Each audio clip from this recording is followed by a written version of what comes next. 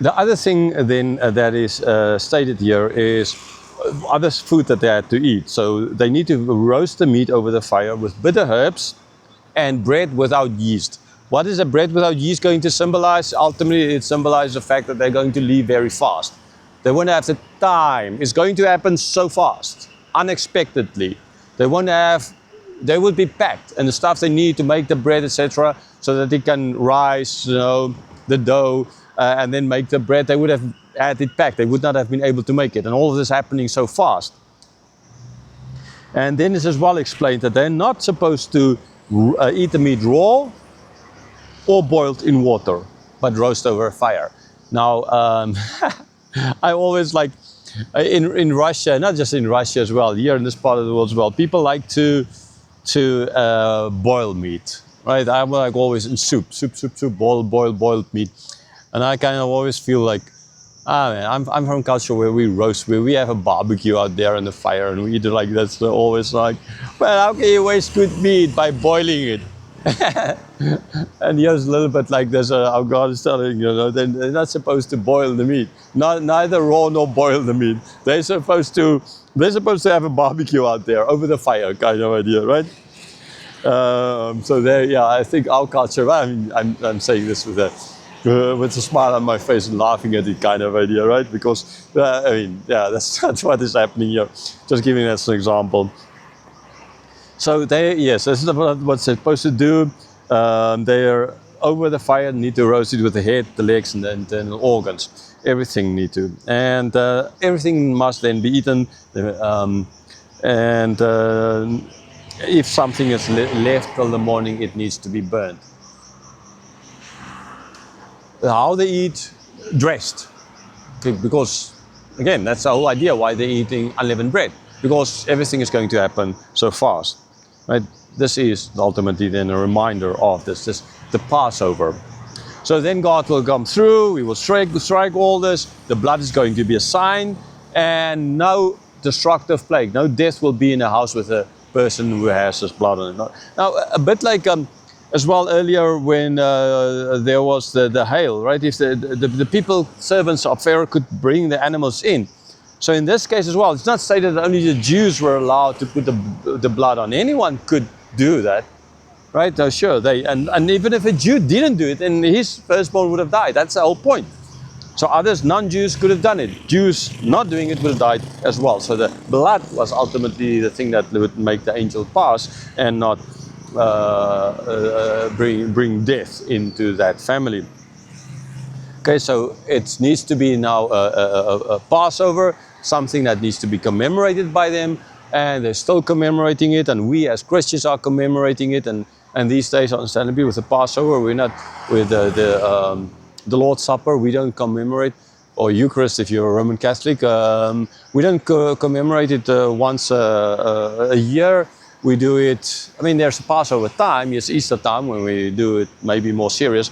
But in all cases, it needs to be done serious, and we do it once a month. Some Protestant churches do it once a week. Okay, if you have for the right reasons, sure, no objection to do it once a week. But the reasons need to be correct, and not like one sister there in Russia in the church always wanted us to have it once a week, because she saw there's some kind of a spiritual kind of thing that gave her this power to overcome kind of everything. Now, it is not. It's not magic. It's not magic. Okay, the yeast needs to be removed. Yeah, and then as well, they need to hold a sacred assembly on the first day and on the seventh day. It's the festival of the unleavened bread, because this is when God brought them out of Egypt. It needs to be a lasting ordinance for generations to come. I already explained that this is, yes, sure, a lasting ordinance for generations to come, because it's still celebrated. Okay. Yeah, I'm not going to go into much detail now on exactly how all the things, the 14th day, the 21st day, and all of that, because in the teaching part I will get back to that. So Moses got the people together. He told them to now get the animals, to prepare for it, to put the hyssop, okay, to put the blood on, and what will happen if there's no blood on it. the angel will see it, the Lord will pass through, he will ultimately see the blood, and he will not permit the destroyer then to enter that house and to kill the firstborn. Again, a repetition of its lasting ordinance, because this is important. Moses had to understand, the people had to understand, and Moses was telling them that this is a lasting ordinance. This is very important.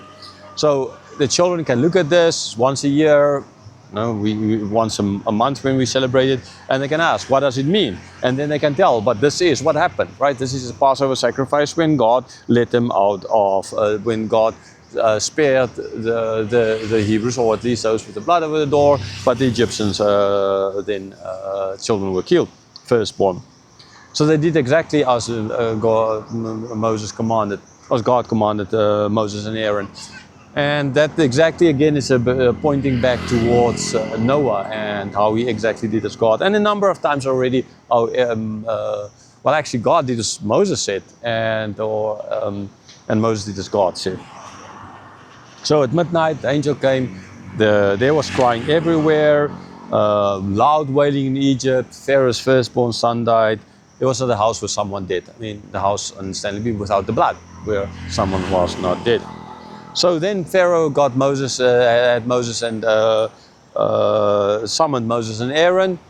So and tell him, get out, right? Go worship your Lord, right? And take your herbs, and then bless me. Like, pray ultimately for me, kind of idea. But I mean, he's asked a number of times already for this. So the Egyptians then as well urged the people to leave. Please get away from here. We'll all die. We'll all die. They took the dough. They carried the kneading troughs was already wrapped up in the bundles. I already explained that part. They did as Moses. They asked as well for the silver. It was in the previous chapter. Already prepared the silver and the gold. And so they, plundered in a certain sense, like it's here. But we know it's God who's actually turned the heart of the Egyptians to, and I explained that as well in the other videos. You can always go back and listen to that. So now the movement starts. They went from Ramses to Sukkoth. There were 600,000 men. Now I will get back to the teaching part as well to this idea of 6,000 men on foot. Now it seemingly denotes foot soldiers. Now, I don't want to go too deep into this now, because I will get back to this.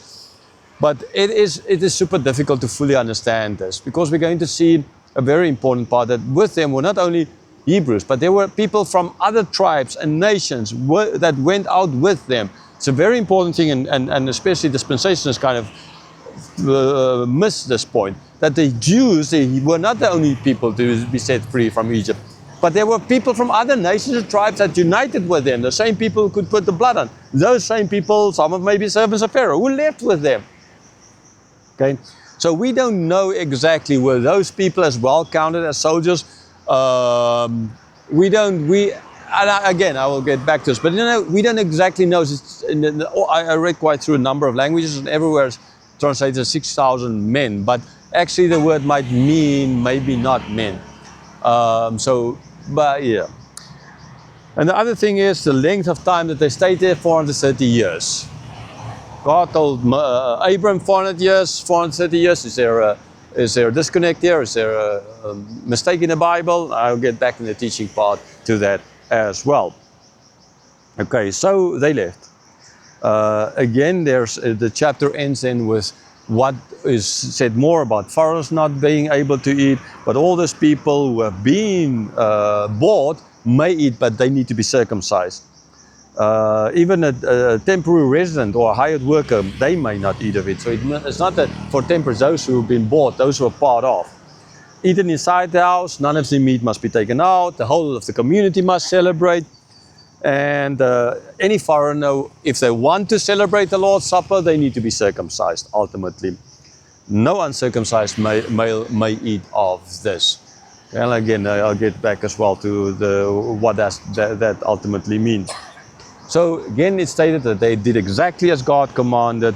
And that day, after all of this, right, God took them out. Not on the day of the 400, exactly the 430th day, year, whatever, kind of, but on that day, that is after the Passover. And Pharaoh said, go, that they left. Kojima. in the church down here. I will slowly go around and show you. You can't see the grave here from here, but it is like kind of up there and back on that hill, that area there.